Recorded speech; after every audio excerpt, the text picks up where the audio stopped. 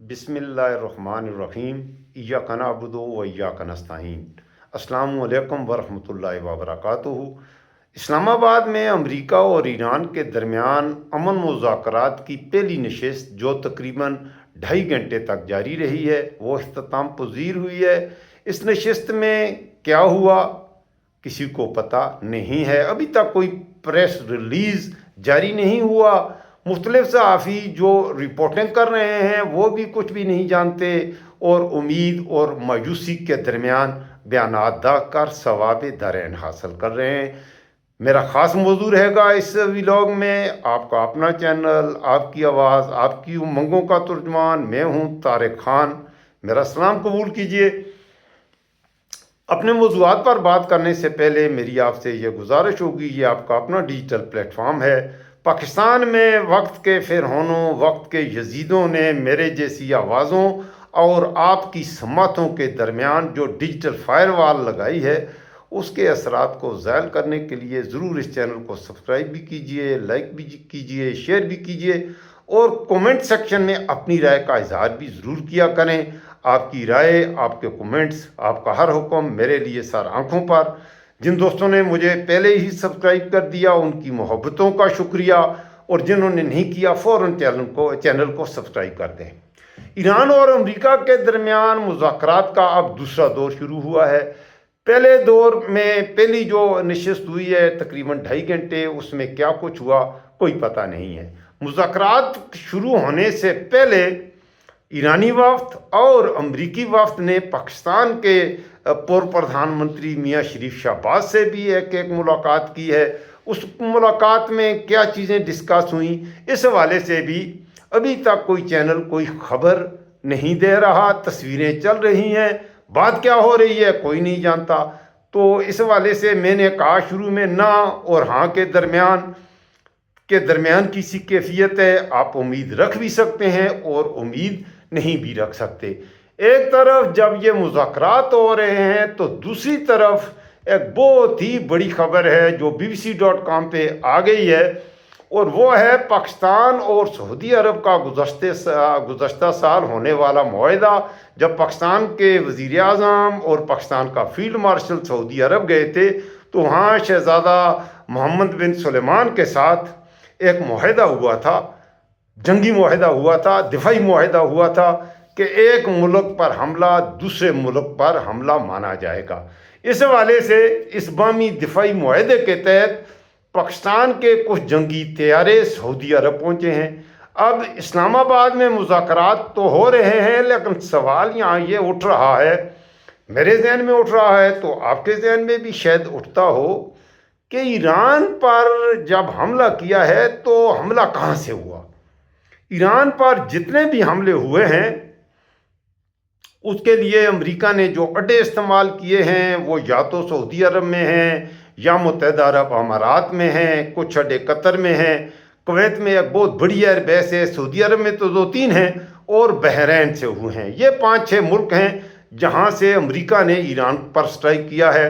اور دوسری طرف اسرائیل نے جو ایران پر سٹرائک کیے ہیں اس نے جارڈن، سیریا اور عراق سے، ظاہر ہے اسرائیل سے ایران پر حملہ ویسے تو ہو نہیں سکتا، تو اسرائیل سے جو ایئر کرافٹ آئے ہیں ایران پر بمباریاں کی ہیں وہ ان اسلامی ملکوں کی فضائی حدود سے گزر کر آ کر ایران پر حملہ آور ہوئے ہیں۔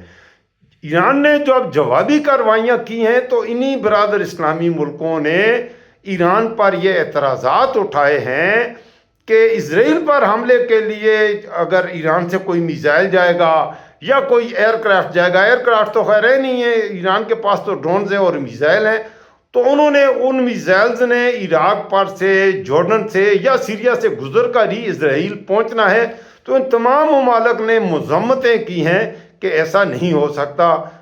تو یہاں پر ایران پر جو حملے ہوئے ہیں، امریکہ اور اسرائیل نے جو حملے کیے ہیں اس میں ہمارے خلیجی برادر اسلامی ملکوں کی مکمل حمایت تھی، فیسیلیٹیٹ کیا ہے، اس میں بھی کوئی شک شبے کی بات نہیں۔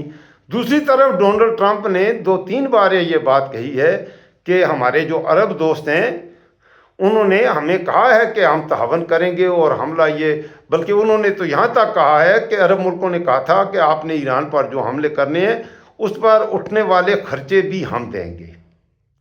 اب ایک طرف پاکستان ایران کا بھی دوست ہے اور دوسری طرف ایران پر حملے کرنے والے جو ملک ہیں وہ بھی پاکستان کے برادر اسلامی ملک ہیں، تو پاکستان بیچارہ جس دلدل میں پھنسا ہے اب کرے تو کرے کیا۔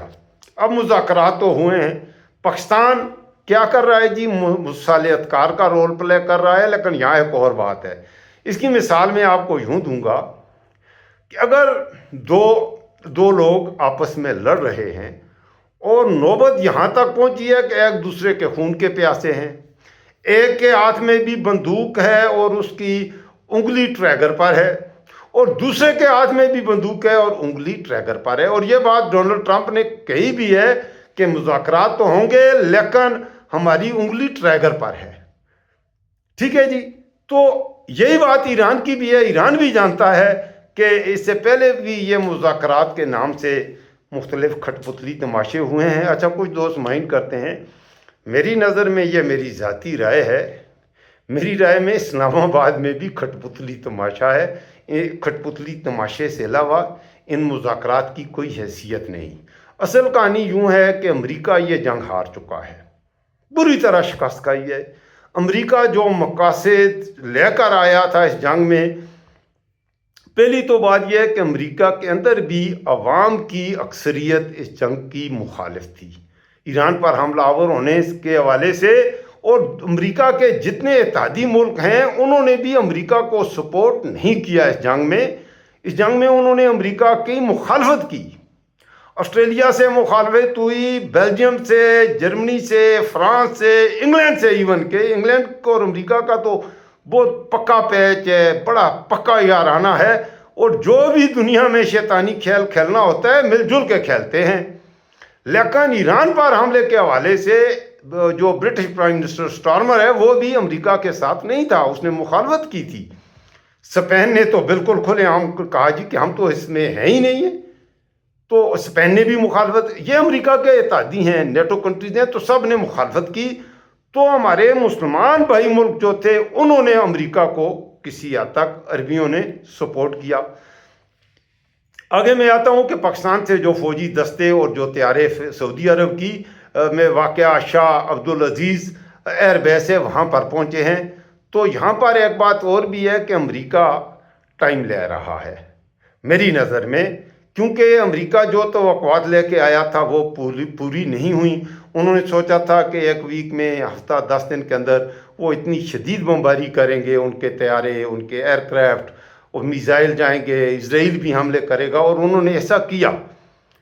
اور انہوں نے یہ سوچا تھا کہ ہم جب اتنے شدید حملے کریں گے تو ایرانی قوم ہار جائے گی، اور ایران میں موجودہ رجیم کے خلاف عوام اٹھ کھڑی ہوگی، اور ایران کے عوام ہی موجودہ حکمرانوں کا کیا کرتے ہیں، ان کا ملیہ میٹ کریں گے، انہیں نکالیں گے، اور اس کے بعد امریکہ اور اسرائیل کی مرضی کے حکمران ایران میں آ جائیں گے جو ان کے اشاروں پر ناچیں گے، تو ان کے مقاصد سارے یہاں حل ہو جائیں گے۔ لیکن ایسا نہیں ہوا، شدید بمباری کی، ان سے جو قوت تھی، جو بھی دیکھیں، ایک انہوں نے امریکہ یا اسرائیل نے ایران پر ایٹم بم نہیں گرایا، ہائیڈروجن بم نہیں گرایا، لیکن کنونشنل ویپنز کے ساتھ جس قدر بھی انہوں نے ایران پر بارود پھینکنا تھا پھینکا، انفراسٹرکچر کا بیڑا گھر کر دیا، بہت بڑی تباہی بھی ہوئی، بہت سے ایئرپورٹ تباہ کر دیے، انسانی بستیاں، سکولز پر حملے، یونیورسٹیوں پر حملے، لیکن ایرانی قوم بالکل معمول کے مطابق زندگی گزارتی رہی۔ ایران نے کسی کی منت ترلے نہیں کیے کہ ہم پہ رحم کرو، آؤ ہمیں چھڑاؤ، وہ لڑتے رہے۔ جو طاقت ان کے پاس تھی، ان کے پاس 2 ویپنز جو اہم تھے، ایک تو ان کے پاس ابنائے ہرمز تھا، انہوں نے اسے بند وہ کر سکتے تھے، انہوں نے بند کی، یہی ایران کے پاس سب سے بڑا ہتھیار تھا، اور دوسرا ان کے پاس ڈرونز اور کچھ میزائل سے۔ ان کی توقع تھی کہ تھوڑے سے میزائل ہیں وہ پھینکے گا ختم ہو جائیں گے، لیکن ایران کے پاس میزائل کی تعداد کچھ زیادہ ہے، ابھی تک اس کے میزائل ختم نہیں ہوئے، اور مسلسل جب سے جنگ شروع ہوئی 40 دن تک بھرپور قوت کے ساتھ وہ رسپونڈ کرتا رہا۔ ایران ایک تھا، ایران پر حملے 6 جگہوں سے ہو رہے تھے، ایران پر اسرائیل سے بھی حملے ہو رہے تھے، ایران رسپونڈ کر رہا تھا، اسرائیل کو بھی۔ ایران پر UAE سے بھی بہت زیادہ حملے ہوئے، ایران نے اسے بھی رسپونڈ کیا۔ قطر سے حملے ہوئے، کویت سے حملے ہوئے، بحرین سے حملے ہوئے اور سعودی عربیہ سے بھی حملے ہوئے، اور ایران نے ان سب کو بھرپور طریقے سے جہاں جہاں امریکہ کی ایئر بیسز تھیں اس نے اپنے میزائل چھوڑے، اپنے میزائل پھینکے، کوئی جگہ پہ لگا، کوئی نہیں لگا، کوئی راستے میں انٹرسیپٹ ہوا، وہ الگ کہانی ہے۔ بہرحال ایران نے بھرپور مقابلہ کیا۔ ایسے میں امریکہ جب 1 مہینے تک $200 ارب اس جنگ میں جھونکنے کے بعد امریکہ نے دیکھا کہ یہاں پر کامیابی کا ایک راستہ تو یہ ہے، یا تو امریکہ اپنی فوجیں، زمینی فوجیں ایران پہ اتارے۔ اب زمینی فوجیں جب ایران پہ اتارے گا تو ایران بہت بڑا ملک ہے، ایران کی بہت بڑی فوج ہے، تو وہاں پر تو آمنے سامنے کی جنگ ہوگی۔ امریکہ کے 10 20 ہزار 30 ہزار 40 50 ہزار میرینز اتار دیں تو انہیں پتا تھا وہاں بھی ہماری جائیں گے وردیوں میں، آئیں گے واپس تابوت میں، کفن میں۔ لہٰذا یہ ہمت تو امریکہ کر ہی نہیں سکتا کہ زمینی جنگ میں جا کر ایران کی زمین پر قبضہ کرے اور اس کی فوجیں زمین میں لڑیں، یہ اس کی ہمت نہیں تھی۔ اب ایسے میں امریکہ نے، اسرائیل نے امریکہ کو یہ وعدے کیے تھے کہ کوئی مسئلہ نہیں ہے۔ جب امریکہ اس آگ میں کودا تو اب پتہ چلا مسئلہ تو بھائی بڑا شدید ہے۔ اب امریکہ نے یہاں سے فرار کا راستہ تلاش کرنا تھا۔ اب دیکھیں، جب بہت سے کتے لڑ رہے ہوتے ہیں تو جس کتے نے مار کھانی ہوتی ہے، اس نے بھاگنا ہوتا ہے، تو وقتی طور پر وہ لیٹ جاتا ہے، ڈھیلا پڑ جاتا ہے اور راستہ تلاش کرتا ہے بھاگنے کا کہ میں شمال کی طرف بھاگوں، جنوب کی طرف، کہاں وہ کھڈا ہے جس سے بھاگ کر میں نکلوں۔ اب امریکہ بھی یہ راستے تلاش کر رہا ہے شکست کے بعد کہ میں بھاگوں تو بھاگوں کہاں سے۔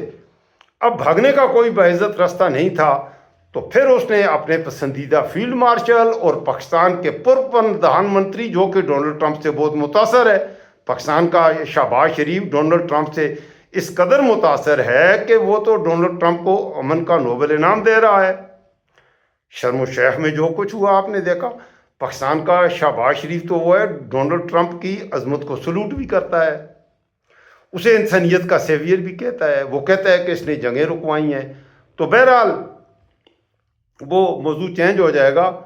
پاکستان کا وزیر اعظم اور پاکستان کا فیلڈ مارشل وہاں پر ڈنر کرنے، یہ کرنے وہ ایک الگ موضوع ہے۔ اس وقت ذرا ایران کی بات کرتے ہیں۔ تو پاکستان کو انہوں نے اس حوالے سے یہ کیا، بطور ٹول یوز کیا، یا جو بھی کہیں کہ آپ مذاکرات کرائیں، ہم آپ کے ساتھ۔ انہوں نے تو آنا ہی تھا بھاگنے کے لیے، انہوں نے یہ نہیں ہے کہ ہماری کوئی بہت بڑی یہ سفارتی کامیابی ہے جس طرح ہمارے یوٹیوبرز اور وہ کہہ رہے ہیں۔ سفارتی کامیابی تو یہ ہے کہ آپ اپنے ملک کے حالات کو درست کرو۔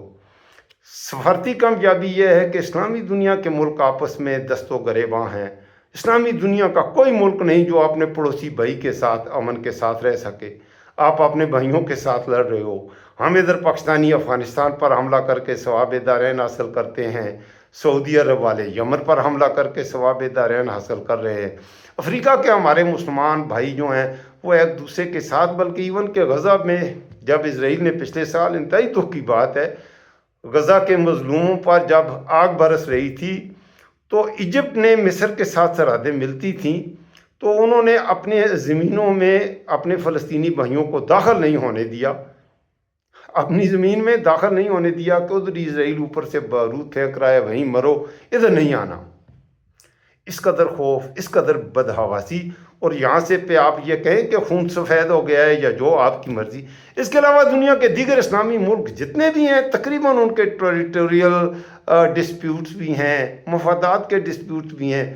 اور میں نے گزشتہ ولاگ میں نے جنگل میں جا کر بنایا تھا، میں نے آپ کی خدمت میں عرض کیا تھا کہ اسلامی دنیا کو امریکہ سے خطرہ نہیں ہے، اسلامی دنیا کو اتنا اسرائیل سے خطرہ نہیں ہے، اسلامی دنیا کی پریشانی کا سبب روس یا چین بھی نہیں ہے۔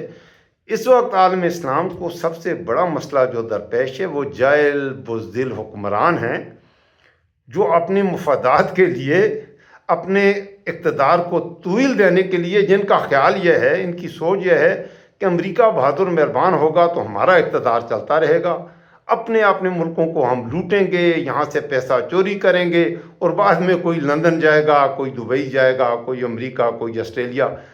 ये साहिबान इक़्तिदार से मेरी मुराद पॉलिटिशियंस भी हैं और चोटी के ब्यूरोक्रेट्स भी हैं। पाकिस्तान के चोटी के जजेज़ हों, जर्नैल हों, करनेल हों, जो भी हों, लीडर हों, वो मुल्क को पाकिस्तान में आते हैं लूटने के लिए। खूब मुल्क को लूटो और उसके बाद पाकिस्तान से निकल जाओ। इनकी औलादें दूसरे मुल्कों में हैं, इस मुल्क के साथ इनको ना मोहब्बत है ना कोई हमदर्दी। ये मुझे आपको हमें बेवकूफ़ बनाने के लिए यहाँ पर आकर पाकिस्तान जिंदाबाद के नारे लगाते हैं।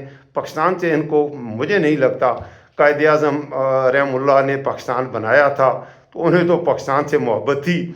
उसके बाद पाकिस्तान में काम ही कोई ऐसा लीडर मेरी नज़र में तो नहीं आता कि मैं किसी एक के बारे में यह कह सकूं कि उसे वो बहुत मुहिब्बुल वतन था या उसे अपने मुल्क से मोहब्बत थी। अगर मुल्क से मोहब्बत है तो यहाँ से पैसा चोरी करके आज दुबई में 17 अरब डॉलर पाकिस्तान के पड़े हैं। और ये 17 अरब डॉलर किसके पड़े हैं? मुल्क भूखा मर रहा है। चाहिए तो ये कि अमेरिका से, इंग्लैंड से अपना सरमाया वापस लाओ। शरीफ ख़ानदान, नवाज शरीफ, शहबाज शरीफ, इनकी औलादें पाकिस्तान से सरमाया ले जाकर लंदन में इन्वेस्ट कर रहे हैं। बच्चे इंग्लैंड में रहते हैं और उनकी सारी दौलत पहले पाकिस्तान में कुछ थी भी तो यहाँ से अब वो ले गए हैं। जरदारी ख़ानदान की जो बहुत ही बड़ी अमेरिका में उनकी इन्वेस्ट, शिकागो का हॉलीडे इन होटल के वो मालिक हैं, दुबई की बड़ी बड़ी इमारतों के जो मालिक हैं वो या आसफ जरदारी है और या इसहाक डार। और इसके अलावा 12 के करीब पाकिस्तानी फ़ौज के रिटायर्ड जर्नैल हैं जिन्होंने दुबई में जायदादें खरीदी हुई हैं। टोटल 17 अरब डॉलर। आप अंदाज़ा कीजिए कि जायदादें इनकी प्रॉपर्टीज़ हैं दुबई में। तो ऐसे हालात में ये अमेरिका की चले जंग पर आते हैं वापस। देखिए, अमेरिका फरार का रास्ता तलाश कर रहा था। और दूसरी बात यह है कि अगर ईरान से शिकस्त से हो चुकी, अगर बाइज़्ज़त भागने का कोई रास्ता नहीं रहता तो उसके बाद बहुत ही बड़े स्ट्राइक करने के लिए उन्हें टाइम चाहिए था। लिहाजा ये मुज़ाकरात के बहाने और ये सीज़ फायर के बहाने वो अपनी ताकत इकट्ठी कर रहे हैं। उनके पहले जो असला वो लेके आए थे वो सारा इस्तेमाल हो चुका, अब उन्हें मज़ीद असला चाहिए। तो अमेरिका में वो कहते हैं कि दिन रात जो असले की फैक्ट्रियाँ हैं उन्होंने अपनी प्रोडक्शन में 3 गुना इजाफा किया है, क्योंकि ईरान में उन्हें ज़्यादा असलहा चाहिए। उतना असला उनके पास जितना असला था, गोला बारूद था, सारे का सारा ईरान पर फेंक दिया है, लेकिन ईरान को हरा नहीं सके बल्कि हार रहे हैं। अल्लाह करे ये मुज़ाकरात कामयाब हों और वक्ती तौर पर कौन जीता कौन हारा इससे भी निकलें, ये जंग रुक जाए, इंसानियत के लिए यही बेहतर होगा। लेकिन एक तरफ ये जंग है, इसमें लुबनान का जो मसला उठा है, 700 के करीब वहाँ पर शातें हो चुकी हैं। आज की ताज़ा तरीन खबर यह है कि गुज़श्ता 24 घंटे में भी लुबनान पर 200 हमले किए हैं इसराइल ने। तो फिर सीज़ फायर का आप कहते हैं सीज़ फायर हो गया है, सीज़ फायर तो नहीं हुआ। लुबनान पर 200 हमले हुए हैं 24 घंटे में। तो इसलिए मैं कहता हूँ कि यह खटपुतली तमाशा है। बाकी आप बेहतर जानते हैं, हो सकता है मुझसे कोई गलती हो तो मैं माफ़ी भी चाहूँगा। मैं अपनी राय का इज़हार किया है जो मैं जिस तरह एनालाइज कर रहा हूँ, क्योंकि पाकिस्तान में मीडिया में लोग हैं, मैं उनकी अकलों पर भी हैरान हूँ। वो सारे तारीफ़ें कर रहे हैं कि सब कुछ अच्छा हो रहा है, ये हो रहा है, सूट पहने हुए हैं और जदीद नए सूट, सुबह एक सूट हमारा फील्ड मार्शल है वो ईरान के वफद का इस्तकबाल करता है फ़ौजी सूट में, उसके बाद अमरीकी आते हैं उनका इस्तकबाल करता है तो पेंट कोट पहनी हुई है। शहबाज शरीफ ने भी 3 जोड़े आज तब्दील किए हैं, कभी उसका कोट का कलर एक, और वैसे उसकी कमर में दर्द है। आज तो शहबाज की फुर्तियाँ भी देखने वाली हैं। अमेरिका के सदर डोनाल्ड ट्रंप का दामाद है, उसके साथ जो जफियाँ उसने पाई हैं मुझे हंसी छूट जाती है। बस मैं और आगे कुछ भी नहीं कहता। तू शाकर आप सियाणा है, साढ़े चेहरे वेख हवाल ना पूछा। अपना ख्याल रखिएगा, मुझे दुआ में याद रखिएगा। ये आपका अपना डिजिटल प्लेटफॉर्म है, आपका चैनल है। मैं बार बार आपसे ये रिक्वेस्ट करते, मुझे मुनासिब भी नहीं लगता, लेकिन नया यूट्यूबर हूँ, नौजवान यूट्यूबर हूँ, तो मुझे आपकी सपोर्ट की ज़रूरत है। मैं आपकी आवाज़ बनता हूँ, तो आप अपने चैनल को ज़रूर फ़ौरन सब दोस्त सब्सक्राइब भी करें, लाइक करें और शेयर भी करें। मुझे दीजिए इजाज़त। अल्लाह हाफ़िज़, फ़ी अमान अल्लाह।